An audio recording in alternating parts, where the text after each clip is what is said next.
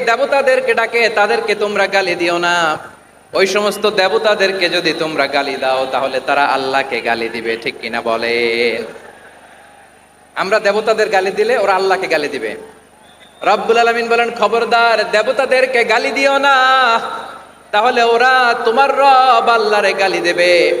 প্রতিটি জাতির জন্য তাদের কাজকে আমি আল্লাহ সুশোভিত করে রেখেছি, তারা সবাই একদিন আমার কাছেই ফিরে আসবে। এরপর আমি রব্বুল আলামিন তাদের আমলনামা তাদেরকে জানিয়ে দেব। সুবহানাল্লাহ পড়ে।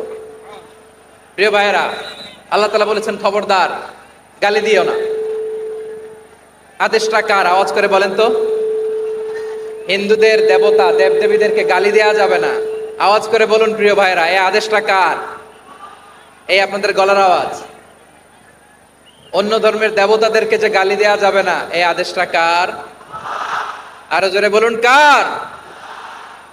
গালি দিবেন কোন দেবতাকে? দিবেন? যদি দেন তাহলে ওরা আল্লাহরে গালি দিবে। তাহলে আল্লাহরে গালি খাওয়াইলো কে? আপনি, ঠিক কিনা বলেন? আমি আল্লাহকে গালি খাওয়ানোর কারণ হলাম, কারণ আমি যদি গালি না দিতাম ওরা আমার রবকে গালি দিত না। আওয়াজ করে বলেন ঠিক কিনা? তাহলে প্রিয়